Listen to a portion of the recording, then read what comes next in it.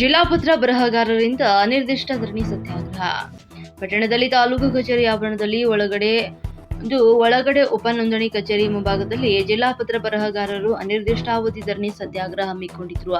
ಅವರು ಪತ್ರ ಬರಹಗಾರರಿಗೆ ಪ್ರತ್ಯೇಕ ಲಾಗಿನ್ ನೀಡುವುದು ಮತ್ತು ಇತ್ತೀಚಿನ ಗಣತಿ ಮತ್ತು ಇಸ್ವತ್ತು ದಾಖಲಾತಿಗಳಿಂದ ನೋಂದಣಿಗೆ ಆಗ್ತಾ ಇರುವಂತಹ ತಪ್ಪುಗಳನ್ನು ಸರಿಪಡಿಸಬೇಕು ಅಂತ ಸೇರಿದಂತೆ ತಮ್ಮ ವಿವಿಧ ಹಕ್ಕೊತ್ತಾಯಗಳನ್ನು ಈಡೇರಿಸುವಂತೆ ಸರ್ಕಾರಕ್ಕೆ ಒತ್ತಾಯಿಸಿ ಅನಿರ್ದಿಷ್ಟಾವಧಿ ಧರಣಿ ಸತ್ಯಾಗ್ರಹವನ್ನ ಕೂಡ್ಲಿಗಿ ತಾಲೂಕಿನ ವ್ಯಾಪ್ತಿಯ ಜಿಲ್ಲಾ ಪತ್ರ ಬರಹಗಾರರು ನಡೆಸಿದ್ರು. ಈ ಸಂದರ್ಭದಲ್ಲಿ ಪತ್ರಗಾರರ ಮುಖಂಡ ದೇವರಮನೆ ಕಿರಣ್ ದೇವರ ಮಾತನಾಡಿದ್ರು.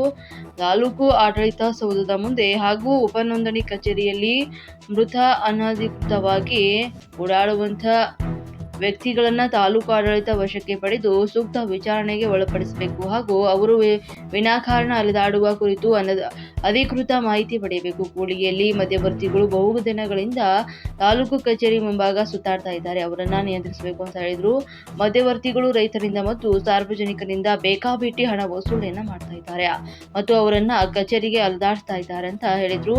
ಇದರಿಂದಾಗಿ ಜಿಲ್ಲಾ ಪತ್ರ ಬರಹಗಾರರಿಗೆ ತೀವ್ರ ತೊಂದರೆ ಆಗ್ತಾ ಇದ್ದು, ಪತ್ರ ಬರಹಗಾರರು ನಿಯಮಿತವಾದಂತಹ ಸೇವಾ ಗೌರವ ಧನದಿಂದ ತಮ್ಮ ಸಂಸಾರ ಜೀವನ ಸಾಗಿಸ್ತಾ ಇದ್ದು, ಮಧ್ಯವರ್ತಿಗಳ ಹಾವಳಿಯಿಂದಾಗಿ ಪತ್ರ ಬರಹಗಾರರಿಗೆ ಅತೀವ ತೊಂದರೆ ಆಗ್ತಾ ಇದೆ ಅಂತ ಅವರು ದೂರಿದ್ರು. ಕಾರಣ ಸಂಬಂಧಪಟ್ಟಂತೆ ಇಲಾಖೆಯವರಿಗೆ ಹಾಗೂ ಮಧ್ಯವರ್ತಿಗಳ ಹಾವಳಿ ನಿಯಂತ್ರಿಸಲು ಸೂಕ್ತ ಕ್ರಮ ಕೈಗೊಳ್ಳಬೇಕು ಅಂತ ಅವರು ಒತ್ತಾಯಿಸಿರುವುದಾಗಿ ತಿಳಿಸಿದ್ರು. ಮತ್ತು ಕರ್ನಾಟಕ ರಾಜ್ಯ ನೋಂದಣಿ ಮುದ್ರಾಂಕ ಇಲಾಖೆ ಮಹಾಪರಿವೀಕ್ಷಕರಿಂದ ರಾಜ್ಯದ ಎಲ್ಲ ಪತ್ರ ಬರಹಗಾರರಿಗೆ ಏಕಮಾದರಿ ಗುರುತಿನ ಚೀಟಿ ನೀಡುವ ವ್ಯವಸ್ಥೆಯಾಗಬೇಕಾಗಿದೆ. ಸರ್ಕಾರ ಪತ್ರ ಬರಹಗಾರರಿಗೆ ಸೂಕ್ತ ಸೇವಾ ಭದ್ರತೆ ಒದಗಿಸಬೇಕು. ಪೇಪರ್ಲೆಸ್ನಿಂದ ಆಗುವಂತಹ ತೊಂದರೆಗಳನ್ನು ಸರಿಪಡಿಸಬೇಕು. ಸರ್ಕಾರ ಇತ್ತೀಚೆಗೆ ಜಾರಿ ತಂದಿರುವಂತಹ ಕೆಲ ಅವೈಜ್ಞಾನಿಕ ಬದಲಾವಣೆಗಳಿಂದಾಗಿ ಅನೇಕ ಲೋಪದೋಷಗಳು ಕಂಡು ಬರ್ತಾ ಇದ್ದು, ಇದರಿಂದಾಗಿ ಸಾರ್ವಜನಿಕರಿಗೆ ಸೈಟ್, ಹೊಲ, ಮನೆ ಖರೀದಿ ಮಾಡುವವರು, ತೆಗೆದುಕೊಳ್ಳುವವರಿಗೆ ಅನೇಕ ಸಮಸ್ಯೆಗಳು ಉಂಟಾಗ್ತಾ ಇದ್ದು, ಖಾತೆ ಬದಲಾವಣೆ ಮಾಡೋದಕ್ಕೂ ಕೂಡ ತೀವ್ರ ಸಮಸ್ಯೆ ಆಗ್ತಾ ಇದ್ದು, ಇದರಿಂದಾಗಿ ವರ್ಷದಲ್ಲಿ ನೂರಾರು ಮ್ಯೂಟೇಷನ್ ಪ್ರಕ್ರಿಯೆ ಜರುಗದೆ ಹಾಗೆ ನೆನೆಗುದಿಗೆ ಬಿದ್ದಿದ್ದು ಉಳಿದುಕೊಂಡಿವೆ ಅಂತ ಹೇಳಿದ್ರು. ಈ ಸಂದರ್ಭದಲ್ಲಿ ಜಿಲ್ಲಾ ಪತ್ರಗಾರರಾದಂತಹ ಗುಡೇಕೋಟೆಯ ಪಂಚಾಕ್ಷರಿ ವೀರಭದ್ರ ಶೆಟ್ಟಿ ಹಾಗೂ ಮೊರಬದ್ ಗೌಡ್ರು ಮತ್ತು ಸೇರಿದಂತೆ ಮತ್ತಿತರರು ಹಾಜರಿದ್ದರು. ವರದಿ ಮಹೇಶ್ ಕೂಡ್ಲಿಗಿ.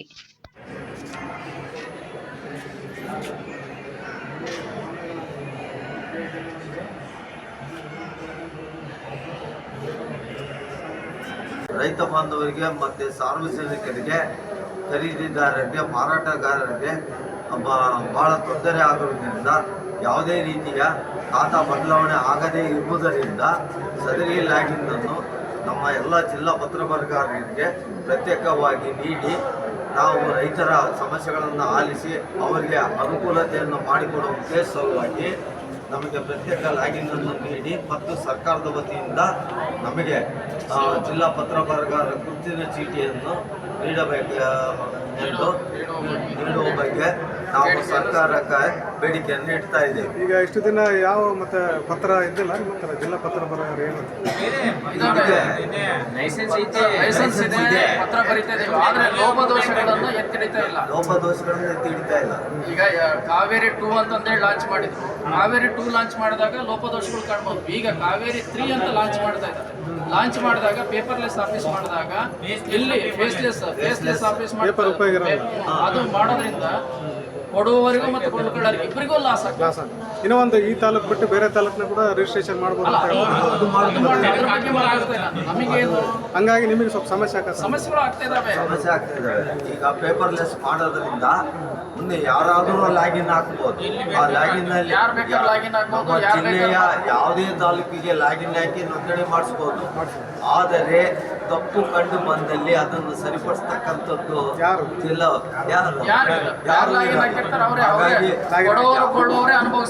ಲಾಗಿನ್ ಆಗ್ತಕ್ಕಂಥವ್ರು ಯಾರು? ಸಮಸ್ಯೆ ಆದ್ರೆ ಯಾರು ಪತ್ರ ಬರೆಯುವ ಉದ್ದೇಶ ಐಡಿಯಾ ಇಲ್ಲದೇ ಇರುವ ವ್ಯಕ್ತಿಗಳು ಆಗಿರ್ತಾರೆ. ಅದಕ್ಕೆ ನೇರ ಹೊಣೆಗಾರರು ಅವರೇ ಆಗಿರ್ತಾರೆ ಹೊರತು ನಮಗೆ ಯಾವುದೇ ರೀತಿಯ ಸಂಬಂಧ ಇರುವುದಿಲ್ಲ.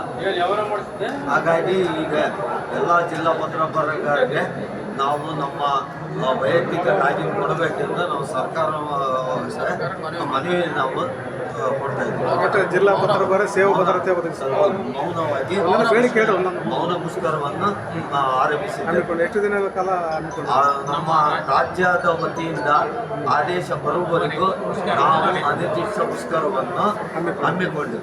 ರಾಜ್ಯಾದ್ಯಂತ ಹಮ್ಮಿಕೊಂಡಿದ್ರೆ ನೀವು ಒಂದು ರಾಜ್ಯಾದ್ಯಂತ ಈ ರಾಜ್ಯಾದ್ಯಂತ ಎಲ್ಲ ತಾಲೂಕು ಜಿಲ್ಲಾ ನಮ್ಮ ಒಕ್ಕೂಟ ಸಮಿತಿಯಿಂದ ಬರ್ತಕ್ಕಂಥ ಆದೇಶ ಬಂದ ನಂತರ ನಾವು ಈ ಮುಷ್ಕರವನ್ನು ನಿಲ್ಲಿಸಲು ಹಿಂದಕ್ಕೆ ಪಡೆಯುತ್ತೇವೆ. ನಿಮ್ಮ ಹೆಸರು KP ಭದ್ರಶೆಟ್ಟಿ, ಹಿರಿಯ ಪತ್ರ ಬರಗಾರ ಶೆಟ್ಟಿ ಜಿಲ್ಲಾ ಪತ್ರ ಹಿರಿಯ ಪತ್ರ ಮತ್ತು ಒಂದು ಮನೆ ಇರುತ್ತೆ, ಹಣ ತಮ್ಮ ಅರ್ಧ ಮಾಡ್ತಿರ್ತಾರಂದ್ರೆ ಅದು ಇದು ಆಗ್ತಾ ಇಲ್ಲ, ಪಾರ್ಟೇಷನ್ ಮಾಡಿದಾಗ ಮಾಡಿದ್ರು ಕೂಡ ಅವ್ರಿಗೆ ಭಾಗ ಆಗದೆ ತೋರಿಸಲ್ಲ. ಭಾಗ ಆಗ್ತಾ ಇಲ್ಲ. ಈಗ ಇಲ್ಲಿ ಕೂಡಿಗೆಯಲ್ಲಿ ಈಗ ಒಂದು ವರ್ಷದಿಂದನೂ ಒಂದು 15-50 ಪತ್ರ ಮೊಟೇಷನ್ ಆಗ್ತಾ ಇಲ್ಲದೆ ಹಾಗೆ ಹಿಂದೆ ಹೋಗ್ಬಿಟ್ಟಾವ, ಬಹಳ ಸಮಸ್ಯೆ ಆಗಿದೆ. ಸಮಸ್ಯೆ ಆಗಿದೆ. ನಿಲ್ಲ ಆಗ್ಬಿಟ್ಟಾವ. ಹಾ, ಎಷ್ಟು ದಿನಗಳ ಹಿಂದೆ ಈ ರೀತಿ ನಡೆದತ್ತು ಅಂದರೆ ಇದೇ ರೀತಿ ಈಗ ಕಾವೇರಿ 2 ಆದಾಗಿಂದನೂ ಈ ಪ್ರಾಬ್ಲಮ್ ಇದೆ. ಪ್ರಾಬ್ಲಮ್ ಕಾವೇರಿ 2 ಆಗಿದ್ದು ಒಂದು ವರ್ಷ, ಈಗ 2 ವರ್ಷ 2 ವರ್ಷ 2 ವರ್ಷದಿಂದ ಇದೇ ಸಮಸ್ಯೆ. ಸಮಸ್ಯೆ. ಮತ್ತೆ ಇಷ್ಟು ದಿನ ಯಾಕೆ ಸುಮ್ಮನೆ ಇದ್ರಿ? ಸಮಸ್ಯೆ ಬಗೆಹರಿಸ್ತಾರ ಅಂತಂದು ಕೊಟ್ಟಿದ್ದೆ. ಪ್ರತಿ ಸಾರಿನೂ ನಾವು ವಿಚಾರಣೆ ಇಂಜಿನಿಯರಿಂಗ್ ಫೋನ್ ಮಾಡಿ ಕೇಳಬೇಕು, ಅವರು ಮಾಡಿಸ್ತೀವಿ ಅಂತಾರೆ, ಇನ್ನೂ ಆಗಿಲ್ಲ. ಇಂಜಿನಿಯರ್ ಕಾವೇರಿ ನೆಕ್ಸ್ಟ್ ಈಗ ಮಾಡಿದ್ರೆ ಮತ್ತೆ ಬೇಸ್ ಲಿಸ್ಟ್ ಬರುತ್ತೆ. ಬೇಸ್ ಲಿಸ್ಟ್, ಫೋಟೋ ಲಿಸ್ಟ್ ನಾವು ಎಲ್ಲಿರ್ತೀವಿ ಅಲ್ಲೇ ಮಾಡ್ಕೋಬಹುದು. ಅಲ್ಲಿ ಯಾರು ಬಂದು ಮಾಡ್ಕೊತಾರೆ, ಯಾರು ಕರೆದಾರ, ಯಾರು ಅಂಬೋದು ಗೊತ್ತಾಗಲ್ಲ. ಹಂಗಾಗಿ ನಾಳೆ ಮುಂದೆ ಇದ್ದಂತ ನಾವು ಮೇಲೆ ಯೋಚನೆ ಮಾಡಿ ಅವನ ಫೋಟೋ ಕೊಡೋ ತಂದು ಅಂತಂದೇಳಿ ಅವ್ನು ಮಾಡ್ಕೊಂಡ್ರೆ ನಾಳೆ ಮುಂದೆ ಅವ್ನು ಎಲ್ಲಿ ಹೋಗ್ಬೇಕು, ಬಡವ, ಅವೆಲ್ಲ ತೊಂದರೆ ಆಗ್ತಾ ಇದೆ. ಈ ಕೊಡರ ತಾಣರಿಗೆ ಕೂಡ ತೊಂದರೆ ಆಗ್ತದೆ. ಸೈಟ್ ತಾಣರಿ, ಹೊಲ ತಾಣರಿ ಬಹಳ ತೊಂದರೆ ಆಗಿದೆ.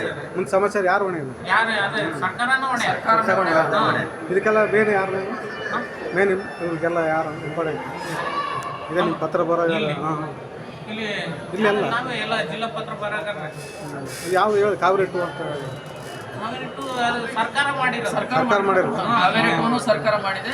ಈಗ ಕಾವೇರಿ 3 ಅಂತಂದ್ರೆ ಲಾಂಚ್ ಮಾಡ್ತಾರೆ, ಪೇಪರ್ಲೆಸ್ ಆಫೀಸ್, ಫೇಸ್ಲೆಸ್ ಆಫೀಸ್ ಅಂತ. ಅದನ್ನು ಸಹಿತ ಸರ್ಕಾರನೇ ಮಾಡ್ತಾ ಇರ್ತೀವಿ. ಅವ್ರು ಹೆಂಗ್ ಮಾಡ್ತಾರೆ ನಾವು ಅವರಿಗೆ ಅಡ್ಜಸ್ಟ್ ಆಗಿ ಹೋಗುವಂತ ಪರಿಸ್ಥಿತಿ ಬರುತ್ತೆ. ಇಲ್ಲಿ ಆಗ್ತಾ ಇರೋದು ಏನಪ್ಪ ತೊಂದರೆ ಅಂತಂದ್ರೆ ರೈತರಿಗೆ ಮತ್ತು ಕೊಡುಕೊಳ್ಳುವವರಿಗೆ, ಇವರಿಗೆ ತುಂಬಾ ತೊಂದರೆ ಆಗ್ತದೆ. ಮಾರಾಟಗಾರರಿಗೆ,